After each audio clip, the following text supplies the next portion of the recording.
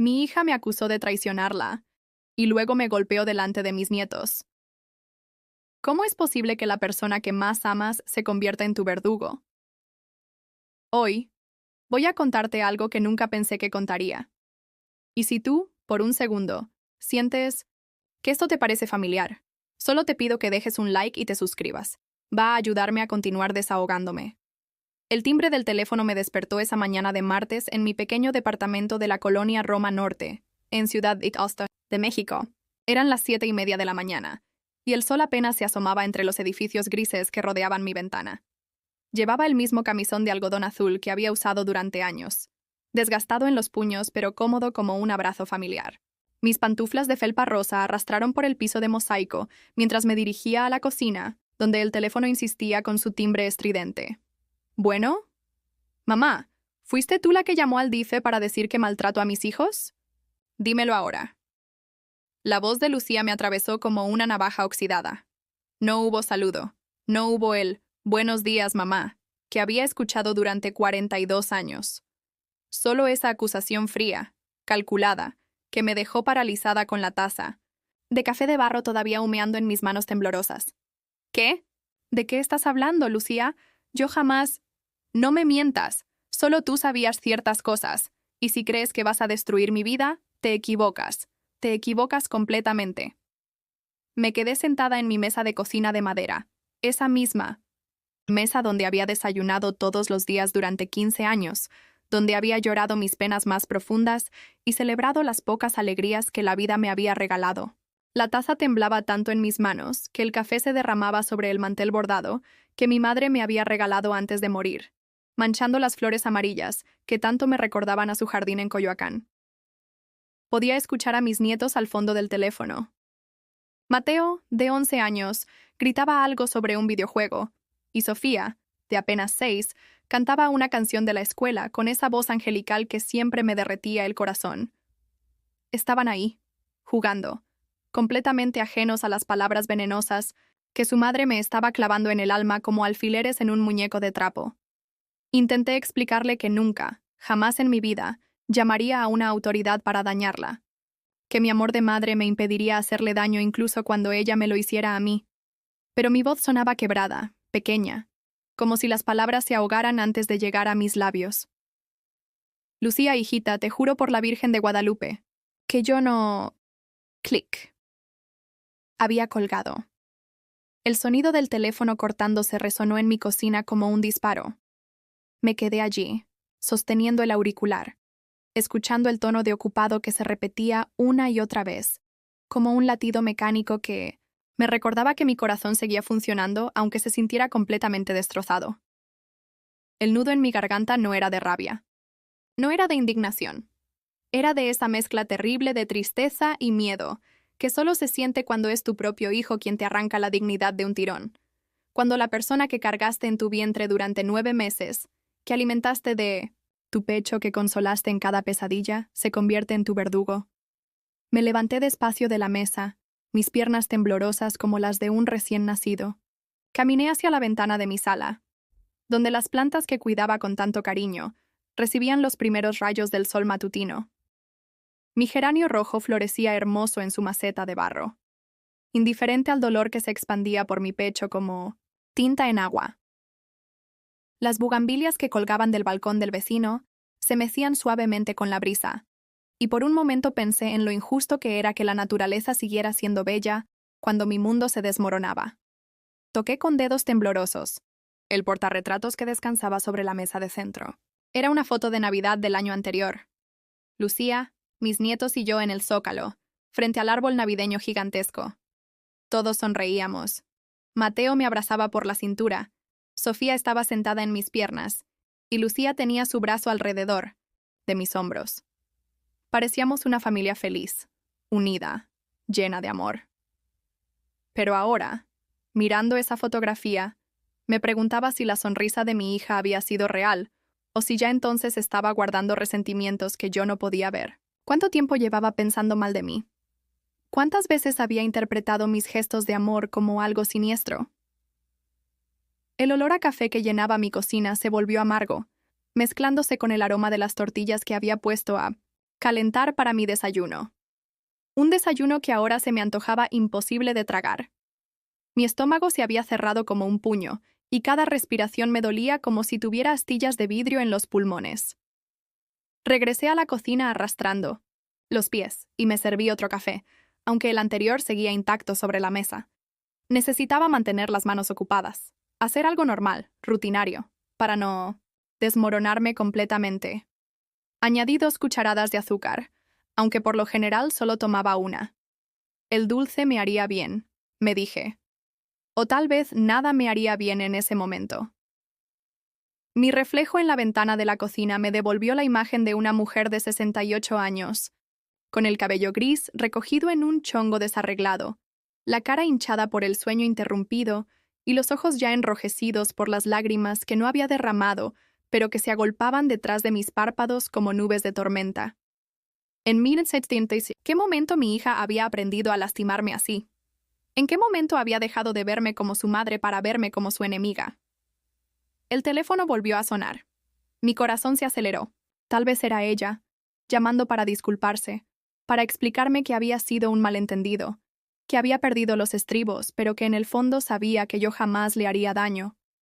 Corrí hacia el aparato con una esperanza desesperada. ¿Bueno?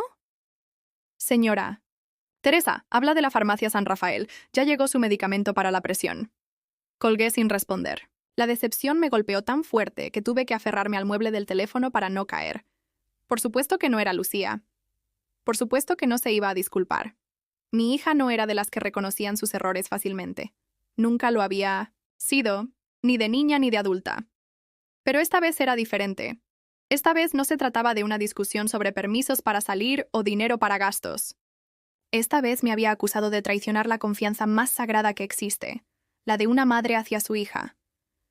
Me había acusado de usar a las autoridades para dañarla, de poner en peligro a mis propios nietos. La sola idea me revolvía el estómago.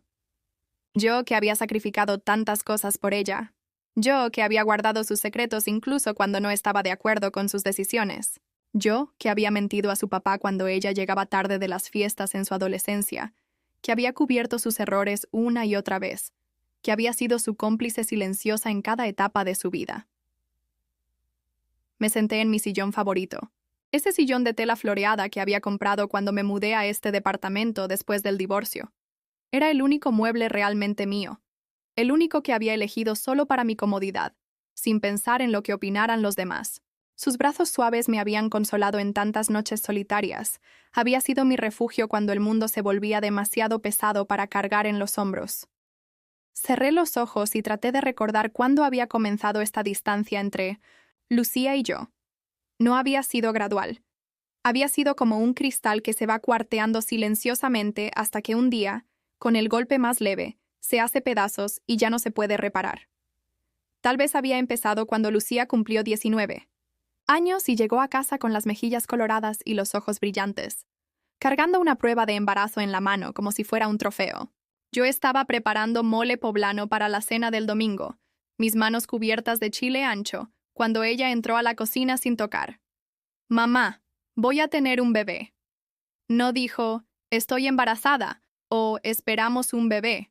Dijo, «Voy a tener», como si fuera una decisión unilateral. Como si el padre del bebé fuera solo un detalle menor en su gran plan de vida. En ese momento, mientras veía su cara de niña asustada fingiendo ser mujer valiente, supe que todo iba a cambiar para nosotras dos. El papá de Mateo desapareció antes de que mi nieto cumpliera 2 meses. Se esfumó como el humo de los cigarrillos, que fumaba en mi balcón, dejando solo el olor acre de sus mentiras y una cuenta de teléfono que nunca pagó. Lucía lloró durante semanas, pero yo no le dije «te lo advertí», aunque las palabras me quemaran la garganta.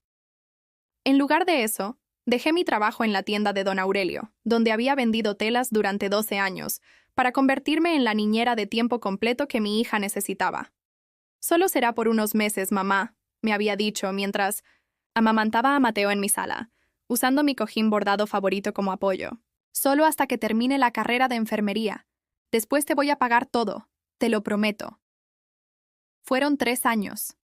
3 años cargando a Mateo en mis brazos cuando lloraba de cólicos a las 3 de la madrugada, mientras Lucía estudiaba o dormía. 3 años cambiando pañales con estas manos que ya empezaban a dolerme por la artritis. 3 años cantándole canciones de cuna que había olvidado que me sabía, mientras mi hija reconstruía su vida como si la maternidad fuera un inconveniente temporal que yo podía resolver. Vendí mi máquina de coser Singer, esa máquina negra, con incrustaciones doradas que había sido el regalo de bodas de mi madre, para pagar la inscripción de Lucía a la universidad. Vendí también mi juego de plata, las copas de cristal cortado que había heredado de mi abuela, y hasta mi anillo, de compromiso. Ese anillo con un diamantito pequeño pero brillante que su papá me había dado cuando éramos jóvenes e ingenuos. «Ay, mamá, no tenías que vender tus cosas», me dijo cuando se enteró. Pero sus ojos no mostraban culpa sino alivio. Alivio porque yo había resuelto su problema sin que ella tuviera que sacrificar nada de lo suyo. Cuando Mateo cumplió 4 años, Lucía ya había terminado su carrera y conseguido trabajo en el Hospital General. Era una enfermera competente. Me lo decían sus supervisoras cuando las encontraba en el mercado de Medellín los sábados. Pero en lugar de mudarse a su propio lugar, se quedó en mi departamento, para ahorrar dinero y para que Mateo no perdiera la estabilidad de tener a su abuela cerca. Yo seguía despertándome en las madrugadas cuando Mateo tenía pesadillas. Seguía preparándole el desayuno antes de la escuela, mientras Lucía se arreglaba para el trabajo, poniéndose uniformes blancos que yo lavaba y planchaba cada noche. Seguía siendo la que iba a las juntas escolares, la que ayudaba con las tareas, la que conocía a sus maestras y sabía cuáles eran sus materias favoritas. Después llegó Sofía. Lucía tenía 26 años y salía con Roberto, un electricista que parecía más responsable que el padre de Mateo. Al menos Roberto no. Fumaba en mi balcón y a veces traía flores del mercado cuando venía a recoger a Lucía para sus citas. Pero cuando Sofía nació, Roberto también se esfumó, aunque esta vez se fue más despacio, como una gotera que gotea hasta que un día simplemente se seca. «Los hombres no saben lo que quieren», me dijo Lucía mientras yo cargaba a Sofía. Recién nacida, esa bebita hermosa de mejillas redondas y ojos enormes que parecían entender todo lo que pasaba a su alrededor. «Por eso es mejor que estemos solas, mamá. Así sabemos que podemos contar la una con la otra». Pero contar la una con la otra significaba que yo pagaba la mitad de la renta con mi pensión de viuda, mientras Lucía guardaba la mayor parte de su sueldo para comprarse ropa nueva y salir con sus amigas enfermeras los fines de semana. Significaba que yo cocinaba, limpiaba, lavaba y cuidaba a los niños, mientras ella llegaba del trabajo cansada y se sentaba en el sillón a ver telenovelas.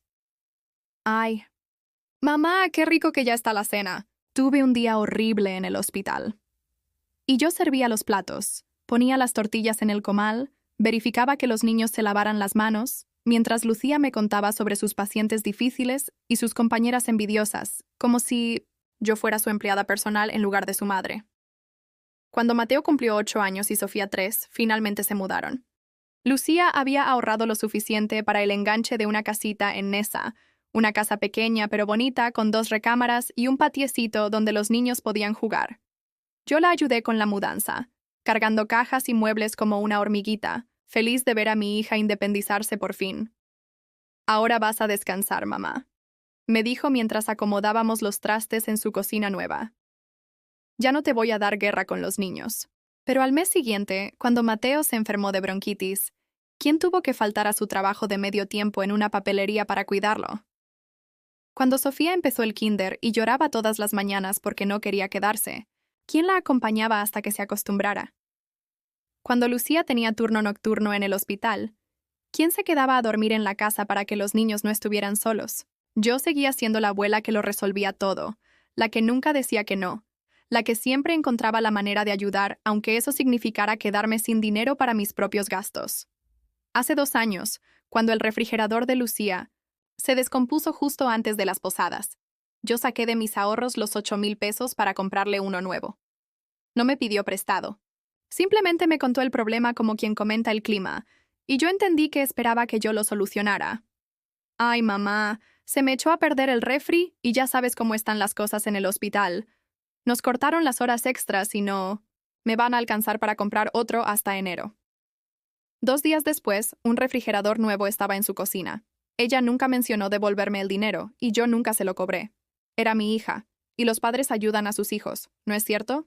Eso me habían enseñado mis padres. Y eso había aprendido viendo a mis vecinas del vecindario. El año pasado, cuando Mateo necesitó lentes porque tenía problemas para ver el pizarrón en la escuela, otra vez fui yo quien pagó los 1,200 pesos del examen de la vista y los 3,000 de los lentes. Cuando Sofía quiso tomar clases de ballet porque todas sus amigas estaban inscritas, fui yo quien pagó la mensualidad de 600 pesos durante 6 meses, hasta que a Sofía se le quitó el antojo y decidió que prefería jugar fútbol. Cada transferencia bancaria que hacía, cada billete que sacaba de mi monedero para resolver sus problemas, cada vez que decía, no te preocupes, mijita, yo me encargo, pensaba que estaba construyendo algo. Pensaba que estaba tejiendo una red de amor y confianza que nos mantendría unidas para siempre. Pensaba que cuando yo fuera vieja y necesitara cuidados, Lucía recordaría todo lo que había hecho por ella y me devolvería, aunque fuera un poquito de ese cariño.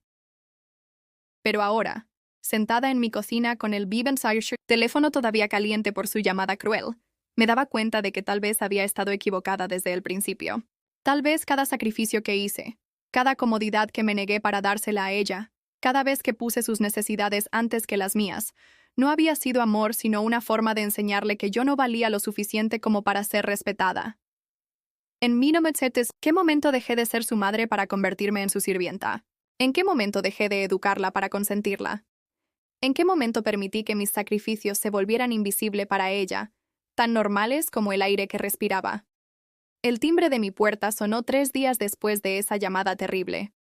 Era domingo por la tarde, y yo estaba viendo La Rosa de Guadalupe, mientras tejía una bufanda para Sofía, usando un estambre rosa que había comprado en el mercado de San Juan.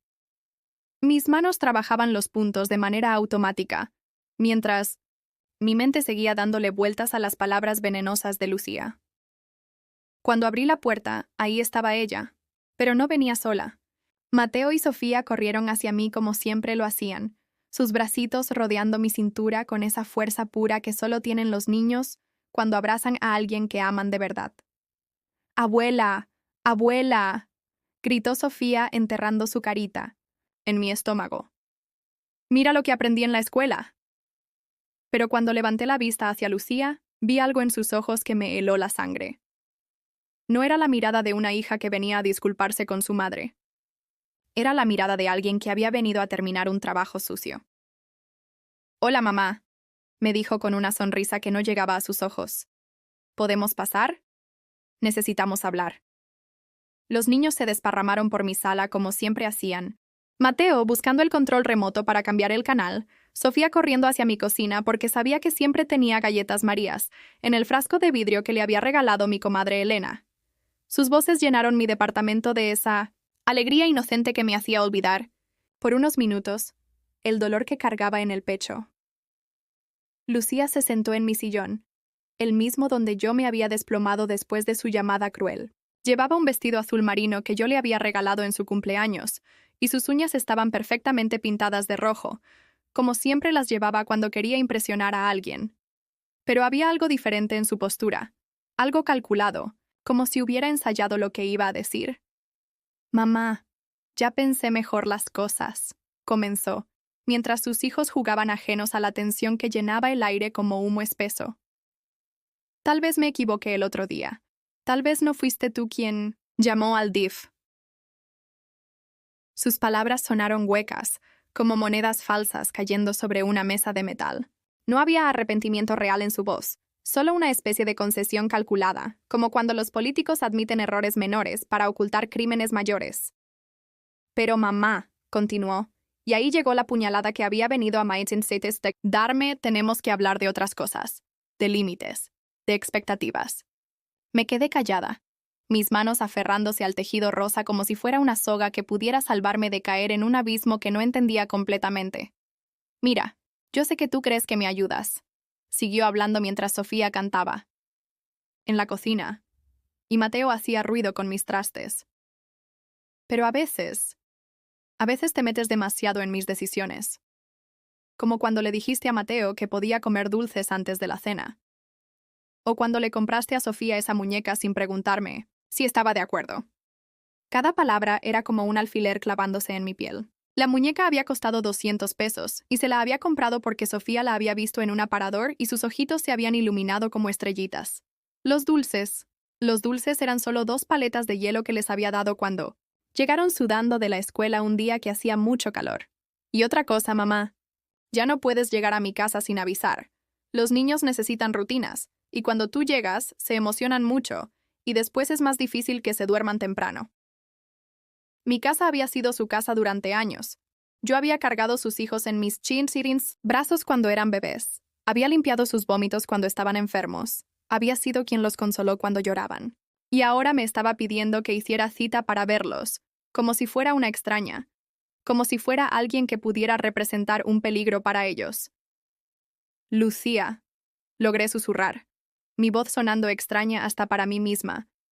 Yo solo quiero estar cerca de ustedes. Ustedes son lo único que tengo. Sus ojos se endurecieron como piedras al sol. Y eso es parte del problema, mamá. Que nosotros seamos lo único que tienes. Necesitas tener tu propia vida. Necesitas hacer otras cosas. Conocer otras personas. No puedes vivir solo para nosotros. ¿Otras cosas? ¿Qué otras cosas?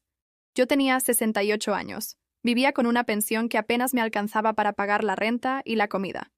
Mis rodillas me dolían cuando hacía frío, y mis únicas amigas eran las señoras del mercado que me vendían verduras y me preguntaban por mis nietos. ¿Qué vida esperaba que yo construyera a mi edad, después de haber dedicado la mitad de mi existencia a cuidar de ella y de sus hijos? Además, continuó Lucía, y su tono se volvió más frío, más profesional, como cuando hablaba con los pacientes en el hospital. Ya hablé con una trabajadora social en el hospital, y me dijo que es normal que las abuelas a veces se involucren demasiado. Me dijo que hay grupos de apoyo para señoras mayores que necesitan aprender a dejar ir. ¿Dejar ir? ¿Dejar ir a mis nietos? ¿Dejar ir el amor que había construido con ellos minuto a minuto, día a día, durante años? ¿Era eso lo que mi hija consideraba saludable? ¿Que yo desapareciera discretamente de sus vidas para no involucrarme demasiado? Mamá, no pongas esa cara, me dijo cuando vio que mis ojos se habían llenado de lágrimas que luchaba por no derramar frente a mis nietos. No es que no te queramos, solo necesitamos espacio. Espacio. Esa palabra resonó en mi cabeza, como el eco en una iglesia vacía. Durante años, yo había llenado cada espacio vacío en la vida de mi hija. Había sido su niñera, su prestamista, su confidente, su empleada doméstica. Había ocupado cada hueco que los hombres que la abandonaron habían dejado. Y ahora que mis nietos me necesitaban menos, ahora que Lucía se sentía más segura, yo me había vuelto un estorbo. Y una última cosa, dijo, bajando la voz para que los niños no pudieran escucharla desde la cocina. Necesito que dejes de darles dinero para sus antojos. Mateo me dijo que le diste 50 pesos la semana pasada para comprar cartas de Pokémon. Eso confunde a los niños sobre el valor del dinero. 50 pesos. 50 pesos que había sacado de los 200 que me quedaban después de mi pagar mis gastos del mes. 50 pesos que le di a mi nieto porque sus ojos brillaron cuando me contó que todos sus amigos tenían cartas de Pokémon menos él. 50 pesos que representaban para mí 2 días de no comprar fruta fresca, pero que para Mateo habían significado sentirse incluido en su grupo de amigos. Sofía regresó corriendo de la cocina, con migajas de galletas alrededor de la boca y una sonrisa tan grande que me partió el corazón. Abuela, ¿puedo quedarme a dormir hoy? Porfa, porfa, porfa, me rogó, saltando como un conejito alrededor de mis piernas. No, mi amor, interrumpió Lucía antes de que yo pudiera responder. Hoy tenemos que ir a casa de la tía Carmen. Abuela está muy ocupada. ¿Ocupada? Yo nunca estaba ocupada para ellos. Nunca había estado ocupada para ellos. Mi agenda era una hoja en blanco que se llenaba solo cuando ellos la necesitaban. Pero mamá, protestó Sofía. Que no, Sofía, despídete de tu abuela. Los abrazos de despedida de mis nietos se sintieron diferentes esa tarde. Mateo me apretó más fuerte de lo normal, como si sintiera que algo estaba cambiando. Sofía me dio 5 besos en la mejilla en lugar de los 3 de costumbre. Te amo mucho, abuela. Me susurró al oído con esa voz pequeñita que me derretía el alma. Yo también te amo mucho, mi cielo, le respondí, tratando de memorizar el olor de su cabello recién lavado, la suavidad de sus manitas, la calidez de su cuerpecito contra el mío. Cuando se fueron, mi departamento se sintió más vacío que nunca. No era solo el silencio. Era como si hubieran llevado también el aire, la luz, la razón de ser de todos mis muebles y recuerdos. Me quedé parada en la puerta durante mucho tiempo, viendo cómo el coche de Lucía desaparecía entre el tráfico de la tarde dominical. Los vendedores ambulantes gritaban sus ofertas desde la esquina. Los niños del edificio jugaban fútbol en el patio. La vida seguía su curso normal, pero para mí, algo fundamental había cambiado. Mi hija me había puesto límites como si yo fuera una amenaza. Me había diagnosticado como una abuela demasiado involucrada que necesitaba aprender a dejar ir. Me había convertido, en una sola conversación, de la columna vertebral de su familia en un problema que requería manejo profesional. Cerré la puerta despacio, y por primera vez en años puse el cerrojo.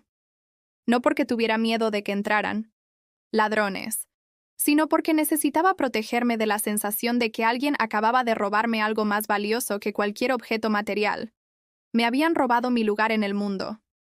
2 semanas pasaron en un silencio que me pesaba como una losa sobre el pecho. Lucía no me había vuelto a llamar, y yo no me atrevía a marcarle, recordando sus palabras sobre los límites y el espacio que necesitaba. Mi teléfono se había convertido en un objeto decorativo que miraba con esperanza, cada mañana y con resignación cada noche. Fue un martes por la mañana cuando decidí quebrar esa distancia que me estaba matando lentamente. Había amanecido con un nudo en el estómago que no me dejaba desayunar, pensando en Sofía y en si se habría acordado de llevar su suéter rosa a la escuela, porque los noticieros anunciaban que el clima iba a estar fresco. Pensando en Mateo y en si habría estudiado para el examen de matemáticas que me había contado que tenía esta semana. Marqué el número de mi hija con dedos temblorosos. Sonó 4 veces antes de que contestara. Bueno. Hija, soy yo. ¿Cómo están los niños? Solo quería saber si... Mamá, estoy trabajando. No puedo hablar ahora. Solo es un minuto, Lucía. Quería preguntarte si Sofía... Mamá, en serio. Estoy con un paciente. Te marco después. Clic. Pero no me marcó después. Ni ese día, ni al siguiente, ni al otro. El silencio se volvió tan denso que podía tocarlo, tan real como las paredes de mi departamento que parecían cerrarse un poquito más cada día. El viernes, mi desesperación era tan grande que decidí hacer algo que nunca había hecho. Ir a la escuela de mis nietos a la hora de la salida, solo para verlos. Solo para asegurarme de que estaban bien. Solo para recordar por qué valía la pena levantarme cada mañana. Me puse mi vestido azul más bonito, el que tenía florecitas bordadas que mi comadre Elena me había regalado en mi último cumpleaños. Me peiné con cuidado, me puse los aretes, de perlas que habían sido de mi madre, y hasta me pinté los labios con un rouge que tenía guardado para ocasiones especiales. Quería verme presentable, quería que mis nietos se sintieran orgullosos de su abuela si me veían.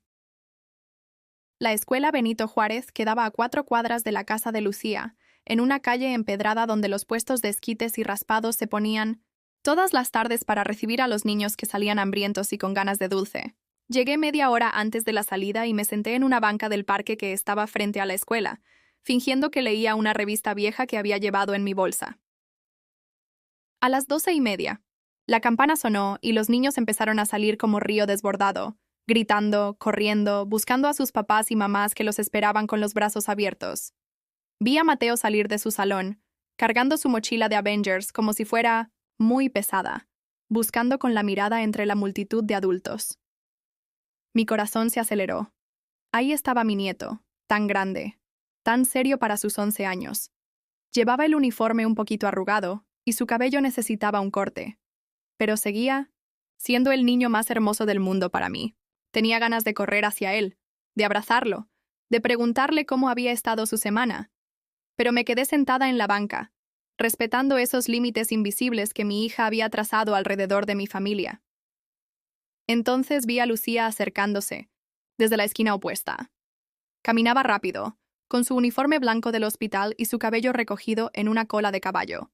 Pero no venía sola. A su lado caminaba un hombre que no reconocí. Alto, de barba cuidada, llevando una playera de los Pumas y jeans que se veían nuevos. Los vi encontrarse con Mateo, y mi nieto corrió hacia ellos. Pero no corrió hacia su mamá. Corrió hacia el hombre desconocido, quien lo levantó en brazos como si fuera un globo, lo hizo girar en el aire, y después lo bajó despeinándole el cabello con una familiaridad que me hizo un hoyo en el estómago. «¡Papá Javier!», gritó Mateo con una alegría que no había visto en él en meses. «¿Papá?». Sofía salió corriendo de su salón unos minutos después, y la escena se repitió. Mi nieta se colgó del cuello del extraño como si lo conociera de toda la vida, como si él fuera la persona más importante del mundo para ella. «Papá Javier, mira lo que hice en la clase de arte». Papá Javier. Mis nietos le decían papá a un hombre que yo nunca había visto, nunca había escuchado mencionar, nunca había sabido que existía. Un hombre que los cargaba con la confianza de quien lo ha hecho cientos de veces, que conocía sus gustos, que sabía cómo hacerlos reír. Los vi alejarse, los cuatro juntos, como una familia perfecta. Javier llevaba a Sofía en los hombros, Lucía caminaba del brazo con él, y Mateo saltaba a su lado contándole algo que lo hacía gesticular con las manos. Parecían una postal de felicidad, una de esas familias que ves en los anuncios de cereales o juguetes. Una familia en la que yo no existía. Me quedé sentada en esa banca hasta que el parque se vació, hasta que solo quedaron los perros callejeros husmeando entre la basura que los niños habían dejado caer, hasta que el vendedor de raspados guardó su carrito y se fue empujándolo por la calle empedrada mientras silbaba una canción ranchera. ¿Cuánto tiempo llevaba Javier en sus vidas? ¿Meses? ¿Un año? ¿Por qué Lucía no me había dicho nada? ¿Por qué mis nietos, que me contaban todo, desde los chismes de la escuela hasta sus sueños raros, me habían ocultado la existencia de la persona que ahora llamaban papá?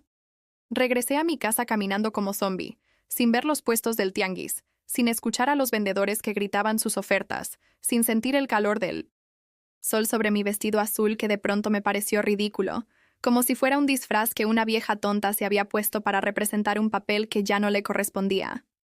En mi cocina, me serví un vaso de agua que no pude terminar. Mis manos temblaban tanto que el agua se derramaba, empapando el mantel bordado que ya tenía tantas manchas de lágrimas y café frío. Me senté en mi mesa, la misma mesa donde había recibido la llamada cruel de Lucía, y traté de entender lo que había visto. Mis nietos tenían una vida completa sin mí, una vida donde un extraño había ocupado el lugar del papá ausente, donde se formaban recuerdos nuevos en los que yo no participaba, donde se construían tradiciones familiares de las cuales había sido excluida deliberadamente. ¿Cuántas cenas había perdido? ¿Cuántos paseos al parque? ¿Cuántas tardes de tarea y películas en el sillón? ¿Cuántos momentos íntimos, importantes, definitorios, se habían desarrollado en una casa que yo ayudé a pagar, con niños que yo ayudé a criar sin que nadie considerara que yo merecía saberlo? El teléfono sonó. Por un momento, mi corazón saltó de esperanza. Tal vez era Lucía, llamándome para explicarme, para presentarme formalmente a Javier, para incluirme en esta nueva configuración familiar que había surgido sin mi conocimiento. Era la señora de la farmacia, avisándome que ya había llegado mi medicamento para la presión. Colgué y me quedé viendo el aparato como si fuera un animal traicionero. Todas las veces que había esperado su llamada, todas las noches que me había quedado despierta pensando que tal vez sonaría el teléfono y del otro lado estaría la voz de Mateo contándome sobre su día en la escuela, o la risita de Sofía, preguntándome si podía ir a visitarme el fin de semana. Pero mis nietos tenían mejores cosas que hacer ahora. Tenían un papá nuevo que los llevaba a lugares que yo no podía pagar, que les compraba cosas que yo no podía darles, que les daba la estabilidad de una familia completa que yo, por más que me esforzara, nunca pude proporcionarles. Fui a mi recámara y saqué de debajo de la cama la caja de zapatos donde guardaba las fotografías de mis nietos. Fotos de sus primeros pasos, de sus cumpleaños, de las navidades que habíamos pasado juntos. En cada imagen, yo estaba ahí, cargándolos, abrazándolos, limpiándoles las caritas sucias de pastel, peinando a Sofía para su festival del Día de las Madres. Pero tal vez esas fotos eran mentirosas.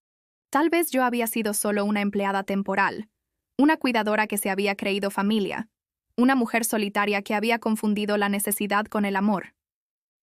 Tomé la taza de café que había dejado en mi mesa esa mañana, cuando todavía tenía esperanzas de que fuera un día normal. Estaba fría, con una película grasosa flotando en la superficie que me dio náuseas. Sin pensar, sin decidirlo realmente, levanté la taza y la estrellé contra el piso de la cocina. El ruido del vidrio quebrado sonó como un disparo en el silencio de mi departamento. Los pedazos se esparcieron por todos lados, mezclándose con el café frío que se extendió como una mancha oscura sobre mis mosaicos blancos. Me hinqué en el piso, entre los vidrios rotos, y empecé a recoger los pedazos con las manos desnudas. No me importó cuando uno me cortó el dedo, y mi sangre se mezcló con los restos de mi taza favorita, esa taza verde que había comprado en un mercado de Xochimilco hace años, cuando todavía creía que tenía una familia que me quería. Lloré.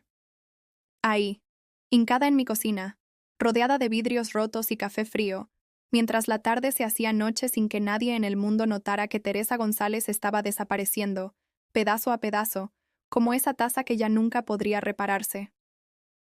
Pasé 3 días sin salir de mi departamento, comiendo solo tortillas con sal y tomando té de manzanilla que sabía a agua tibia. Los vendedores ambulantes gritaban sus ofertas afuera de mi ventana. La vida seguía su curso normal en la calle, pero yo me había vuelto un fantasma dentro de mi propia casa. Cada vez que miraba el piso de mi cocina, aún podía ver las manchas de café que no había terminado de limpiar, recordándome que algo se había roto para siempre. El viernes por la mañana, mi comadre Elena tocó mi puerta con esa insistencia que solo tienen las personas que te conocen desde hace 30 años y saben cuándo estás mintiendo sobre estar bien. Teresa, ¿qué te pasa? Te he estado marcando y no contestas. Doña Carmen me dijo que no has bajado a comprar ni tortillas. Ábreme, por favor.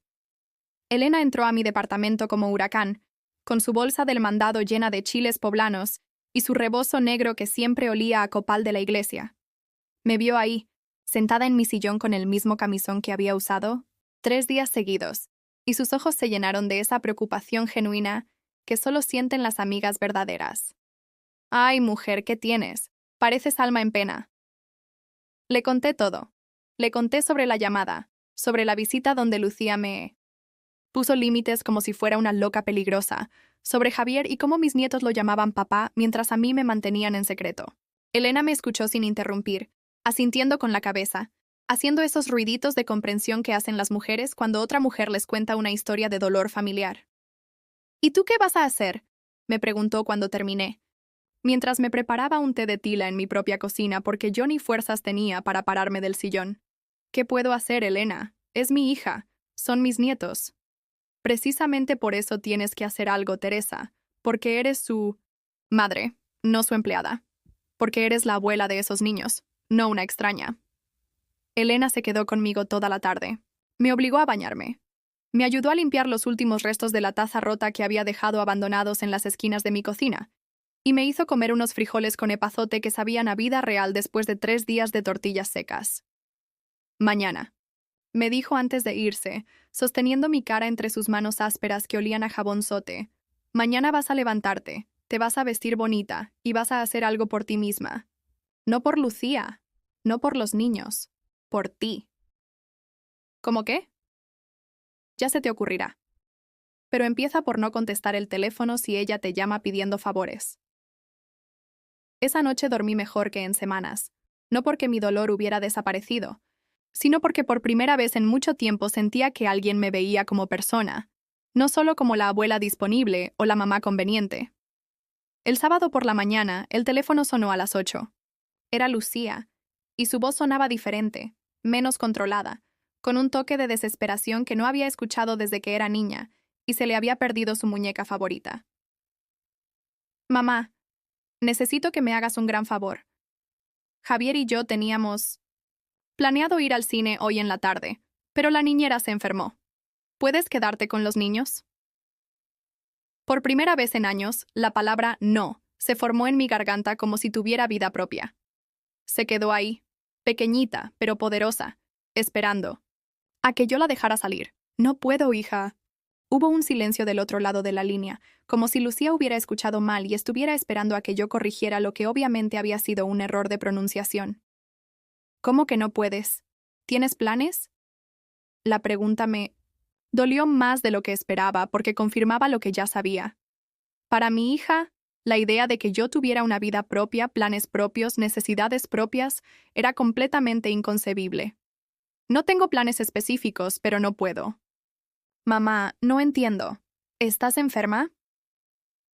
No estoy enferma, Lucía. Simplemente no puedo.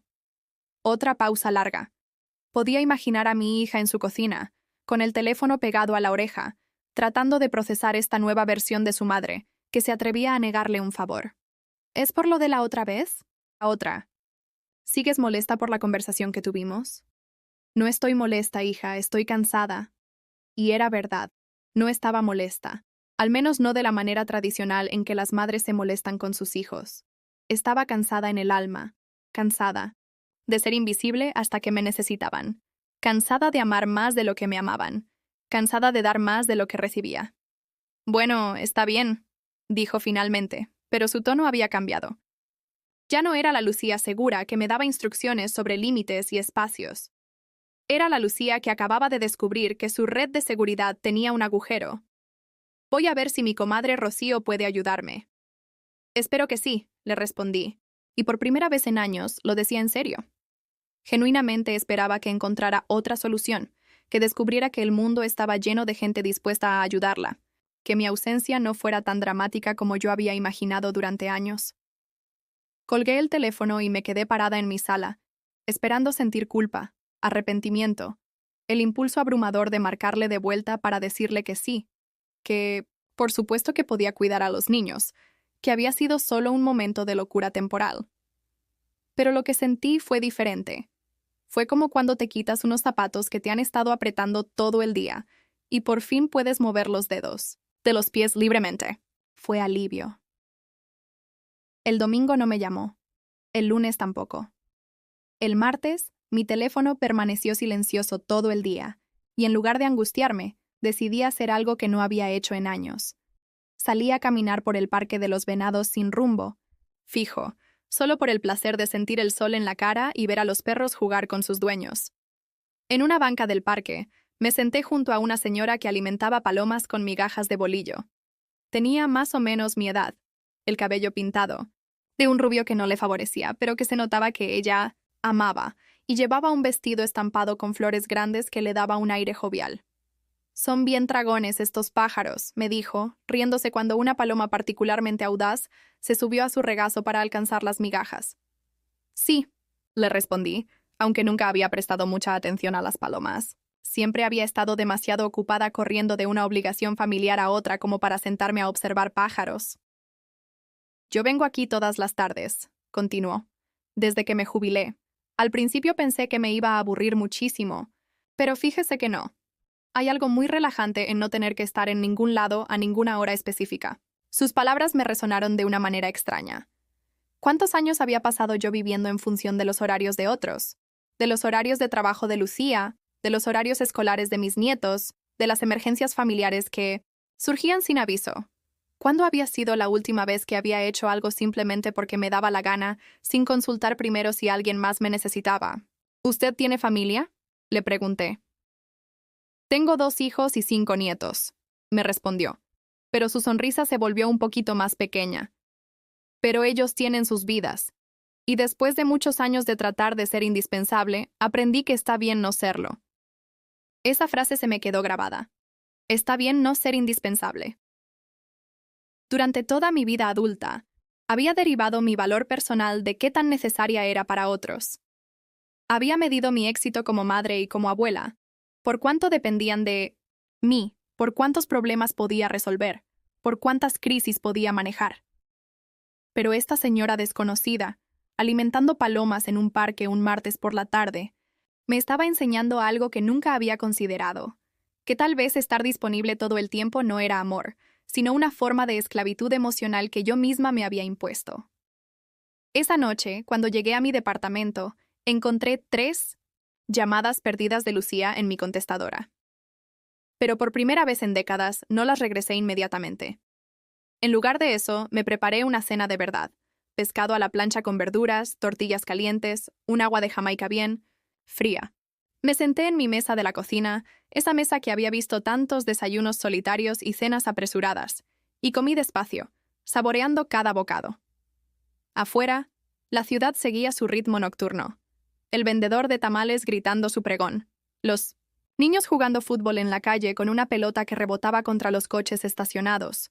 Las señoras chismoseando en las banquetas mientras doblaban ropa. Pero por primera vez en mucho tiempo, yo no me sentía excluida de esa vida. Me sentía parte de ella, pero desde mi propio espacio, con mis propios términos. Cuando finalmente escuché los mensajes de Lucía, todos eran variaciones del mismo tema. Necesitaba que le prestara dinero para la colegiatura de Mateo, porque este mes había tenido gastos extra. Necesitaba que cuidara a Sofía el viernes porque tenía una cena importante con Javier. Necesitaba que le ayudara con no sé qué cosa que no pude entender porque hablaba muy rápido y con ese tono de urgencia que usaba cuando quería que yo resolviera sus problemas sin hacer preguntas. Borré los mensajes sin responder, no de maldad, no de venganza, sino porque había empezado a entender algo fundamental. Mis nietos iban a estar bien sin mí por unas horas. Lucía iba a encontrar la manera de resolver sus problemas, como lo hacían millones de madres solteras todos los días. Y el mundo no se iba a acabar porque Teresa González decidiera por primera vez en su vida que sus necesidades también importaban. Una semana después de mi primera negativa, Lucía apareció en mi puerta sin avisar. Era jueves por la tarde, y yo estaba regando mis plantas del balcón, mientras escuchaba música de Juan Gabriel en mi radio viejo. Llevaba puesto un vestido amarillo que había comprado para mí misma en el tianguis el día anterior, la primera prenda de ropa que compraba, en 2 años que no fuera por necesidad sino por puro gusto. Cuando abrí la puerta, vi que no venía sola. Mateo y Sofía estaban parados detrás de ella, pero había algo extraño en su postura. No corrieron hacia mí como siempre hacían. Se quedaron pegados a su madre, mirándome con una mezcla de confusión y timidez, como si yo fuera una extraña que necesitaba ser evaluada antes de recibir confianza. «Hola, mamá», me dijo Lucía, y su voz tenía esa dulzura forzada que usaba cuando quería algo importante. «Los niños querían verte.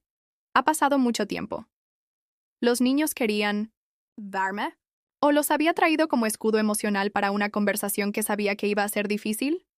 «Hola, abuela», murmuró Mateo, pero no se despegó de su madre. Sus ojos me estudiaban como si estuviera tratando de descifrar qué había cambiado en mí, que era diferente en la abuela que ya no estaba disponible automáticamente. Sofía no dijo nada. Solo me miraba con esos ojos grandes que siempre me habían derretido el corazón, pero ahora había en ellos una distancia que no había estado ahí antes. «Pasen», les dije, pero mi voz sonaba extraña hasta para mí misma. No tenía esa calidez desesperada que había caracterizado mis recibimientos durante años. Era cortés, cariñosa, pero sin esa urgencia de hacer que se sintieran como en su propia casa. Se sentaron en mi sala de manera formal, como visitas educadas.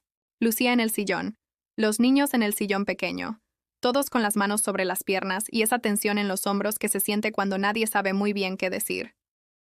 «¿Quieren agua de Jamaica?», les pregunté. «¿O té de manzanilla? Creo que tengo galletas también». «Yo sí quiero agua», dijo Sofía con esa vocecita que usaba cuando se sentía insegura. Fui a la cocina y mientras servía el agua en mi jarra de vidrio azul, los escuché susurrar en la sala. No podía distinguir las palabras, pero el tono era de conspiradores planificando una estrategia. Cuando regresé con la bandeja, Lucía tenía esa sonrisa que había perfeccionado desde adolescente, la sonrisa que usaba cuando necesitaba convencerme de algo. «Mamá, he estado pensando mucho», comenzó, mientras Sofía bebía su agua a churro, sorbitos pequeños. «Creo que tal vez malinterpreté algunas cosas la última vez que hablamos». Ahí estaba. La semidisculpa que no era realmente una disculpa, sino una apertura para regresar al status quo anterior donde yo cedía, y ella tomaba. «¿Así?», respondí, sentándome en mi silla favorita. Esa silla de mimbre que había comprado en una tienda de muebles usados y que me daba la altura perfecta para verlos a todos sin tener que levantar la cabeza. Sí, creo que cuando dije lo de los límites sonó más duro de lo que quería. No era mi intención hacerte sentir, rechazada. Mateo me miraba fijamente, como si estuviera memorizando mi reacción para reportarla después. Sofía se había terminado su agua y jugaba nerviosa con el vaso vacío, haciéndolo girar entre sus manitas. ¿Y qué querías decir?, le pregunté, genuinamente curiosa por escuchar cómo iba a reformular sus límites para que sonaran menos como un despido. Bueno, lo que pasa es que... Lucía se detuvo, como si las palabras que había ensayado se le hubieran atorado en la garganta. Es que los niños te extrañan mucho, mamá. Mateo me pregunta por qué ya no vienes. A la casa. Sofía llora porque dice que ya no la consientes como antes. Miré a mis nietos. Mateo había bajado la vista y jugaba con el cierre de su chamarra. Sofía me miraba con esos ojos que me habían manipulado tan efectivamente durante años, pero por primera vez pude ver la manipulación como lo que era, no como amor genuino. ¿Es verdad eso, Mateo?, le pregunté directamente. ¿Me extrañas? Mi nieto levantó la vista, y por un momento vi al niño honesto que había sido siempre, antes de que los adultos le enseñáramos a usar las emociones como herramientas. Sí te extraño, abuela. Pero también es raro cuando estás muy triste. Y mamá dice que a veces las abuelitas se ponen muy tristes cuando se sienten solas. Esas palabras me golpearon como agua fría. ¿Cuántas veces había mostrado mi desesperación emocional frente a mis nietos sin darme cuenta? ¿Cuántas veces había usado mi soledad como una forma sutil de hacerlos sentir culpables cuando no me visitaban lo suficiente? ¿Y tú qué piensas de eso, Sofía?, le pregunté a mi nieta. Pienso que quiero que seas feliz, abuela, pero no sé cómo. Su respuesta fue como un puñal directo al corazón, no porque fuera cruel, sino porque era brutalmente honesta. Mi nieta de 6 años había identificado algo que yo no había querido reconocer. Que mi felicidad se había vuelto responsabilidad de ellos, una carga emocional que ningún niño debería cargar. Lucía, le dije a mi hija, manteniendo mi voz tranquila aunque por dentro se estuviera desarrollando una tormenta. ¿Puedes decirme la verdad sobre por qué vinieron hoy? Su sonrisa falsa se desmoronó como una máscara de papel bajo la lluvia. Está bien, mamá. La verdad es que necesito ayuda. Javier perdió su trabajo la semana pasada, y entre los dos no vamos a poder cubrir todos los gastos de los niños este mes. Pensé que tal vez podrías ayudarnos con la colegiatura de Mateo. Solo esta vez. Solo esta vez. Las mismas palabras que había estado escuchando durante años, la misma promesa de que sería la última vez, la misma mentira que yo había creído porque quería creerla. ¿Cuánto necesitas?, le pregunté, no porque fuera a darle el dinero, sino porque quería escuchar la cantidad que consideraba razonable pedirle a una mujer que vivía con una pensión de 1.800 pesos al mes. 3.500. Sé que es mucho, mamá, pero te prometo que te los devuelvo en 2 meses máximo. 3.500 pesos. Casi el doble de mi pensión mensual. Dinero que tendría que sacar de los ahorros que había acumulado moneda por moneda durante años, negándome. Gustos, comiendo menos, caminando en lugar de tomar camión para ahorrar los 5 pesos del pasaje. No puedo, le dije, y las palabras salieron con una claridad que me sorprendió a mí misma. ¿No puedes o no quieres? La pregunta cargaba acusación, resentimiento y una amenaza sutil que conocía muy bien. Si no ayudaba, sería castigada con la pérdida de acceso a mis nietos. No puedo y no quiero, respondí con una honestidad que me liberó y me aterrorizó al mismo tiempo.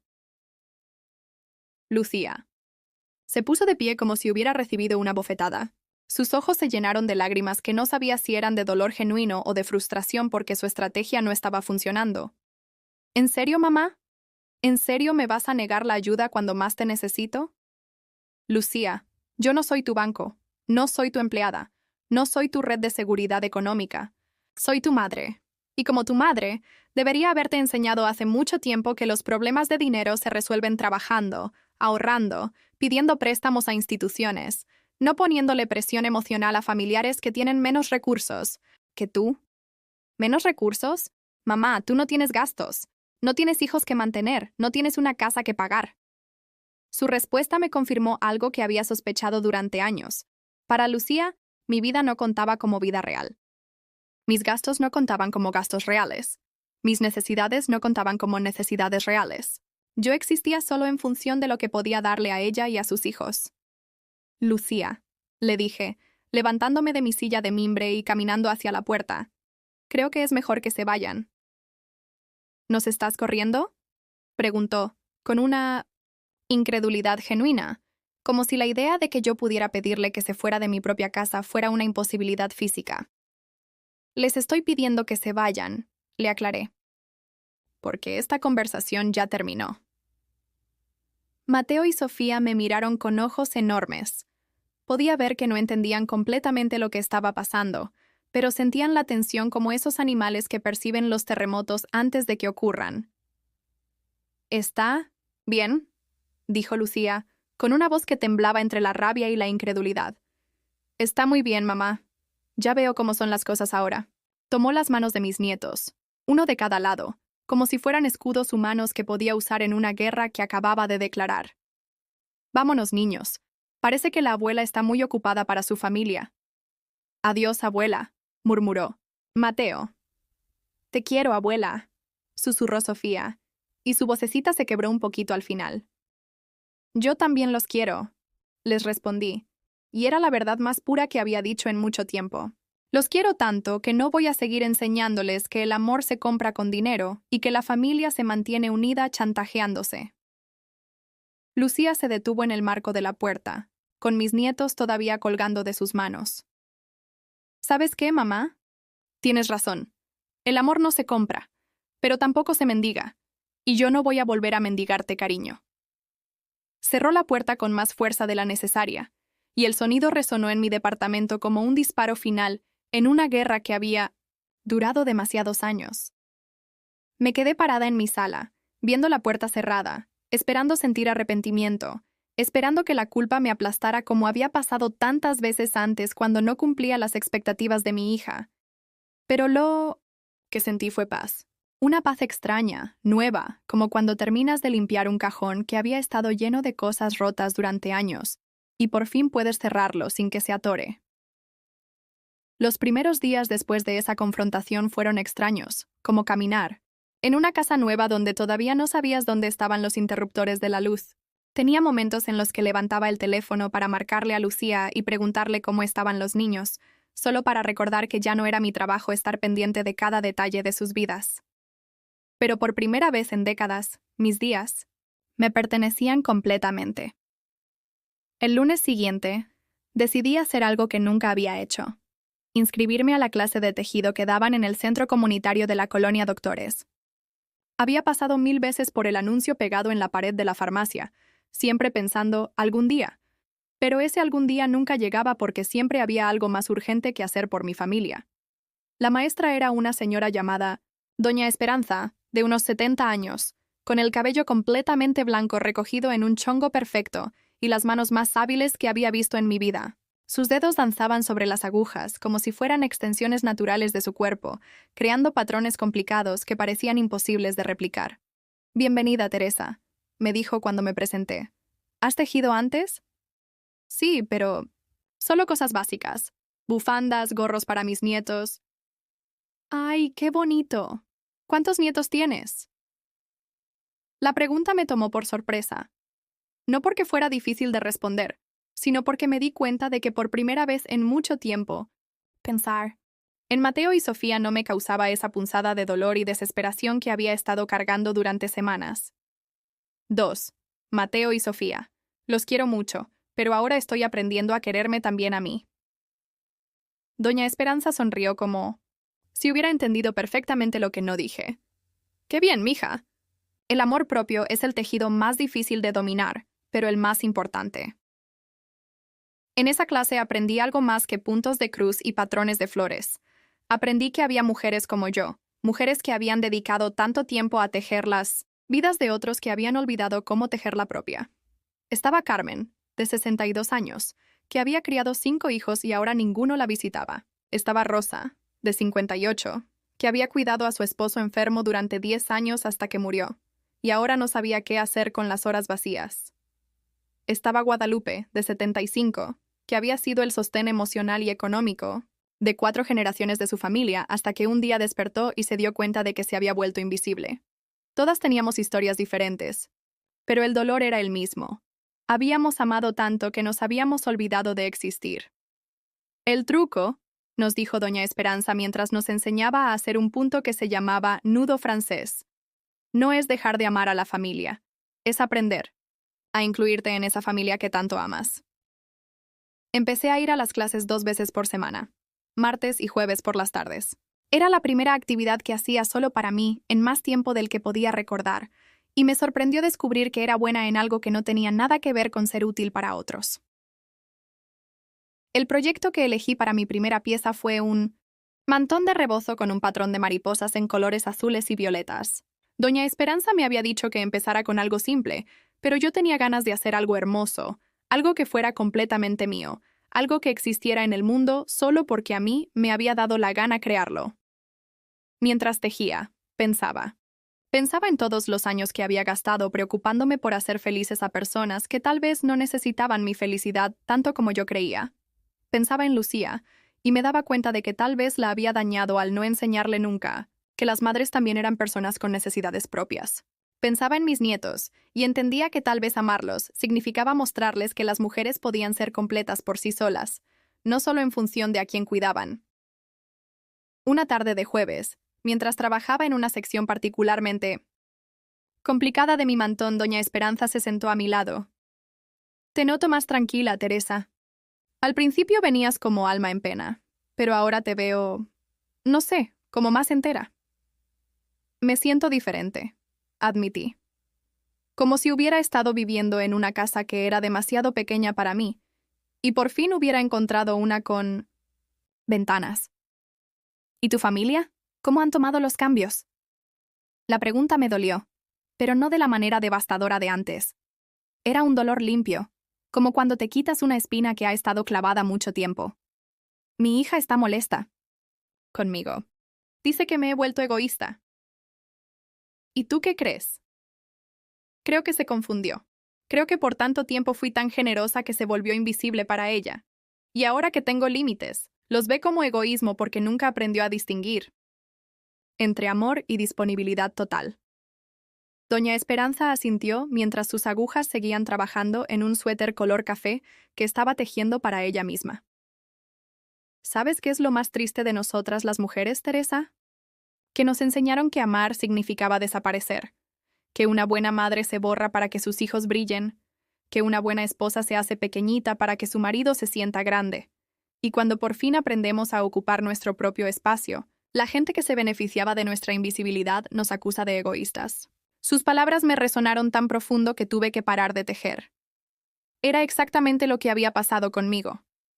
Había sido tan disponible, tan servicial, tan dispuesta a sacrificarme, que cuando por fin dije, también existo, mi propia hija, lo interpretó como una traición. El viernes de esa semana, decidí hacer algo que llevaba años posponiendo. Fui al salón de belleza de doña Matilde, en la esquina de mi calle. Era un saloncito pequeño que olía a permanente y laca, decorado con pósters de peinados de los años 80, pero doña Matilde tenía fama de hacer milagros con el cabello de las señoras mayores. «¿Qué quiere que le haga, doña Teresa?», me preguntó mientras me ponía la capa de plástico sobre los hombros. «Quiero que me haga sentir bonita», le dije, y fue la primera vez en años que expresaba un deseo que no tenía nada que ver con ser útil o necesaria para alguien más. Salí, de ahí con el cabello más corto, con mechas color caramelo que me iluminaban la cara, y con una sensación de ligereza que no recordaba haber sentido jamás. Cuando me vi en el espejo de mi recámara esa noche, la mujer que me devolvió la mirada no era la abuela disponible ni la madre sacrificada. Era Teresa González, una mujer de 68 años que por fin había decidido ocupar completamente su propio espacio en el mundo. Elas. Sábado por la mañana, estaba regando mis plantas cuando tocaron mi puerta. Mi corazón dio un brinco, pensando que tal vez era Lucía con los niños, que tal vez había venido a disculparse o al menos a encontrar un punto medio entre su necesidad de espacio y mi necesidad de respeto. Pero cuando abrí la puerta, era Mateo, solo, parado en el pasillo con su mochila de la escuela y una expresión muy seria para sus 11 años. «Hola, abuela». «Mateo, mi amor, ¿qué haces aquí? ¿Dónde está tu mamá?» «Está trabajando».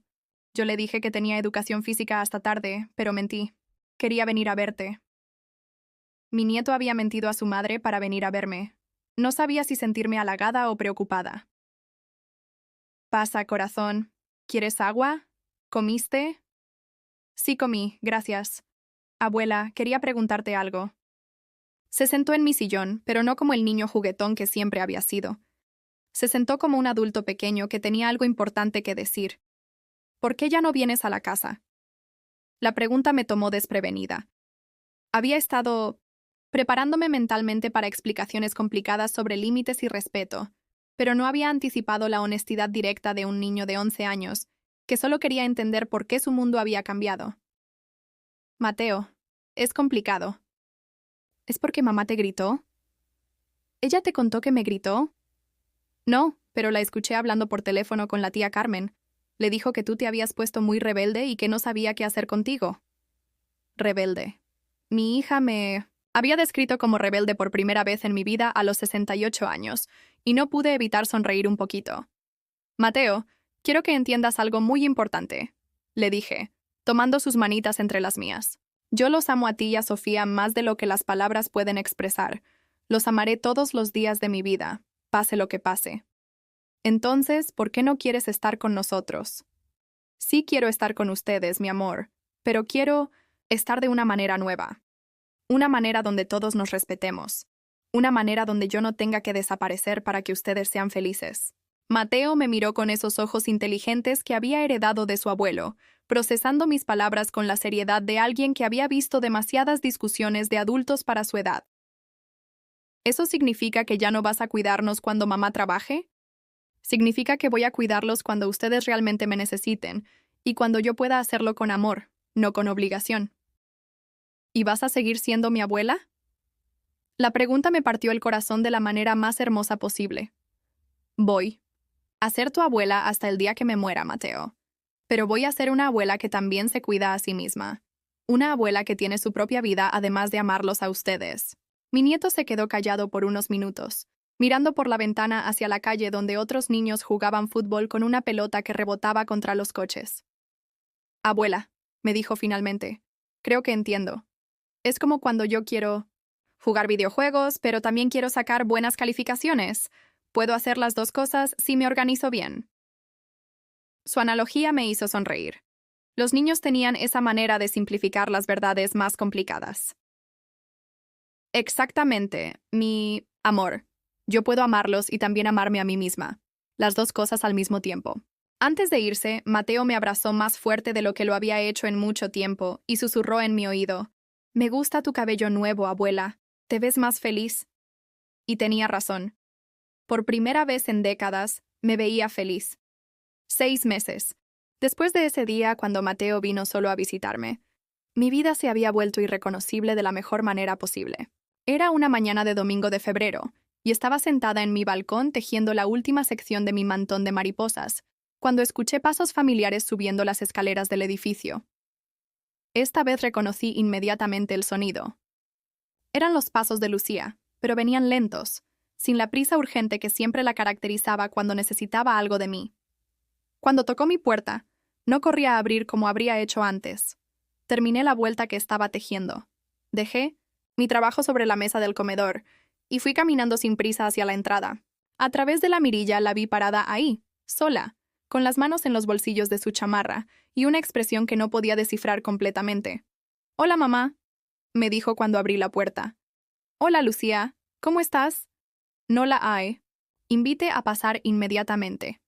No porque fuera cruel con ella, sino porque había aprendido que en las conversaciones importantes, cada detalle cuenta, incluso quién decide cuándo se cruza el umbral.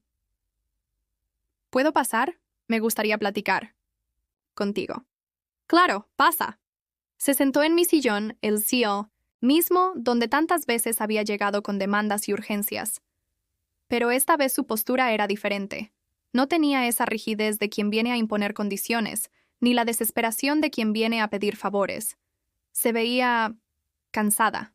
No físicamente cansada, sino cansada del alma.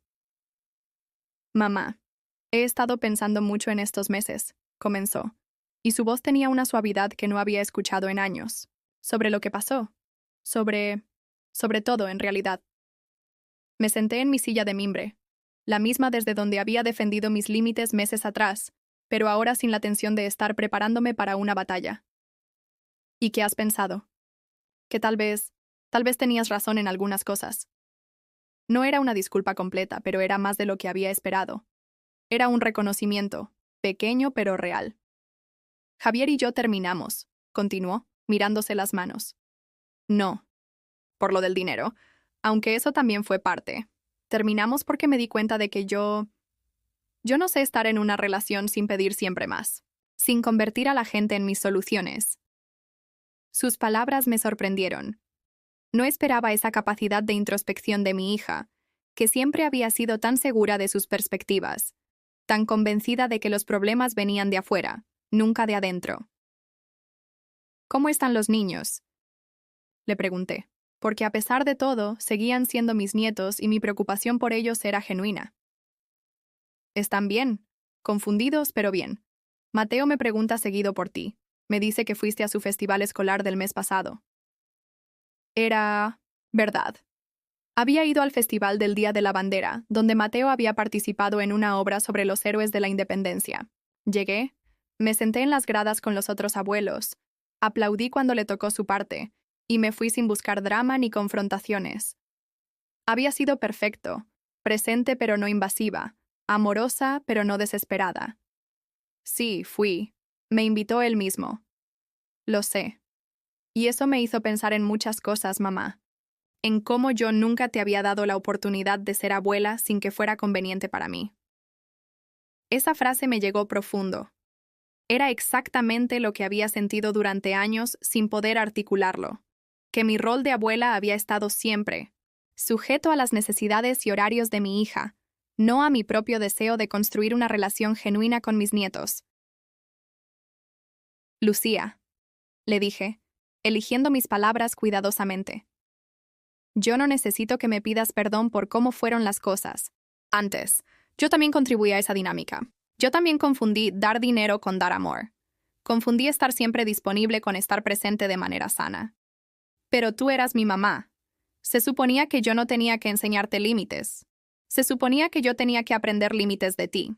Su comentario me hizo sonreír. No con burlas, sino con esa mezcla de melancolía y aceptación que viene cuando entiendes que todos hicimos lo mejor que pudimos con las herramientas emocionales que teníamos en ese momento. Ninguna de las dos sabía cómo hacer esto mejor, hija. Yo no tuve una madre que me enseñara a mantener mi identidad mientras criaba hijos. Tú no tuviste una madre que te enseñara que recibir ayuda no significaba tener derecho a exigirla. Nos quedamos calladas por unos minutos. Afuera, los sonidos dominicales de la colonia creaban una banda sonora familiar. Niños jugando, vendedores pregonando sus productos, radios tocando música norteña desde las ventanas abiertas. ¿Crees que podríamos intentar de nuevo?, me preguntó finalmente. Pero diferente, como tú necesitas que sea. No como yo necesito que sea, Lucía, como ambas necesitamos que sea. ¿Cómo sería eso?, era una pregunta importante. Y me tomé mi tiempo para responderla porque sabía que esta conversación podía definir el futuro de nuestra relación. Sería que cuando me invites a algo, sea porque genuinamente quieres que esté ahí, no, porque necesitas que resuelva algún problema. Sería que cuando yo diga que no puedo hacer algo, respetes ese no sin convertirlo en una crisis familiar. Sería que mis nietos me conozcan como su abuela que los ama, no como la señora que su mamá llama cuando necesita favores. ¿Y si a veces sí necesito favores?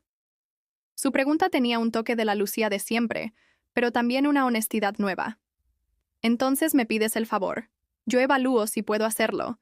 Te doy una respuesta honesta, y tanto el sí como el no son válidos y no afectan cuánto nos queremos. ¿Así funciona en las familias normales? Su pregunta me hizo reír, una risa real que me salió del estómago. No sé cómo funcionan las familias normales, hija, pero sé cómo quiero que funcione la nuestra de ahora en adelante. Lucía se quedó a tomar café conmigo esa mañana. No hablamos de cosas trascendentales. Platicamos sobre el trabajo, sobre cómo Sofía había aprendido a andar en bicicleta, sobre la nueva maestra de Mateo. Conversación normal, cotidiana, sin urgencias ni demandas ocultas. Cuando se iba, En mí no me siento desde la puerta. Me dio un abrazo diferente. No el abrazo rápido y distraído de alguien que tiene prisa por llegar al siguiente punto de su agenda, sino el abrazo de una hija que por fin había visto a su madre como una persona completa. Te quiero, mamá, me dijo. Yo también te quiero, hija. Y ambas sabíamos que ahora era verdad de una manera que no había sido verdad en años. Esa tarde, mientras terminaba las últimas puntadas de mi mantón de mariposas, pensé en todo el camino que había recorrido desde aquella mañana terrible, cuando Lucía me había acusado de traicionarla. Recordé a la mujer que había sido, siempre preocupada, siempre disponible, siempre disculpándose por existir. Y miré a la mujer que era ahora, tranquila, presente pero no desesperada, generosa pero no hasta el punto de desaparecer. El mantón había quedado hermoso. Las mariposas azules y violetas parecían listas para volar desde la tela, cada puntada, perfecta, cada patrón completado con paciencia y cuidado. Era la metáfora perfecta de mi propia transformación. Había empezado como algo simple y común, pero con tiempo, atención y amor propio, me había convertido en algo único y hermoso. 2. Semanas después, Mateo y Sofía vinieron a pasar una tarde conmigo, no porque Lucía necesitara niñera, sino porque mis nietos habían pedido específicamente visitarme. Sofía quiso aprender los puntos básicos del tejido, y Mateo me ayudó a plantar unas flores nuevas en mi balcón. Abuela, me dijo Sofía, mientras luchaba con sus primeras puntadas, ¿por qué nunca me habías enseñado a tejer antes? Porque antes yo creía que amar significaba hacer todo por ustedes. Ahora sé que amar también significa enseñarles a hacer cosas por sí mismos. Me gusta más así, dijo, concentrada en su trabajo. A mí también, mi amor. A mí también. Esa noche, después de que Lucía vino por los niños y se fueron con besos genuinos y promesas de volvernos a ver pronto, me senté en mi balcón con una taza de té de manzanilla y mi mantón recién terminado sobre los hombros. La ciudad se extendía ante mí, millones de luces parpadeando como estrellas terrestres, cada una representando una vida, una historia, una familia tratando de encontrar su propia manera de amarse. Pensé en todas las mujeres de mi clase de tejido, en Doña Esperanza y su sabiduría, en Elena y su amistad inquebrantable. Pensé en todas las mujeres que como yo habían dedicado tanto tiempo a tejer las vidas de otros, que habían olvidado tejer la propia. Y me sentí profundamente agradecida por haber aprendido, aunque tarde, que el amor verdadero no requiere que desaparezcas para que otros brillen. A los 68 años había descubierto algo que debería haber sabido toda la vida: que puedes amar profundamente sin perderte en el proceso, que puedes ser una buena madre sin ser una mártir, que puedes ser una abuela maravillosa sin convertirte en esclava emocional de tus nietos, que el respeto propio no es egoísmo, sino la base sobre la cual se construye cualquier relación sana. Mi historia no terminó con una reconciliación perfecta donde todos aprendimos nuestras lecciones y vivimos felices para siempre. La vida real no funciona así. Pero terminó con algo mejor, con la certeza de que yo valgo tanto como cualquier persona a la que amo, y con la tranquilidad de saber que finalmente había aprendido a incluirme en mi propia definición de familia. Si estás escuchando esta historia y te parece familiar, si reconoces en mis palabras tu propia historia de amor que se convirtió en sacrificio, quiero preguntarte algo. ¿Cuándo fue la última vez que te incluiste a ti mismo en la lista de personas que merece tu amor y cuidado? Déjame saber en los comentarios si tú o alguien que conoces ha vivido algo parecido. Y si esta historia te tocó el corazón, te pido que le des like y te suscribas a este canal. Porque tal vez, solo tal vez, estas palabras lleguen a alguien que necesita escuchar que está bien ocupar su propio espacio en el mundo, que está bien ser amado sin tener que desaparecer en el proceso.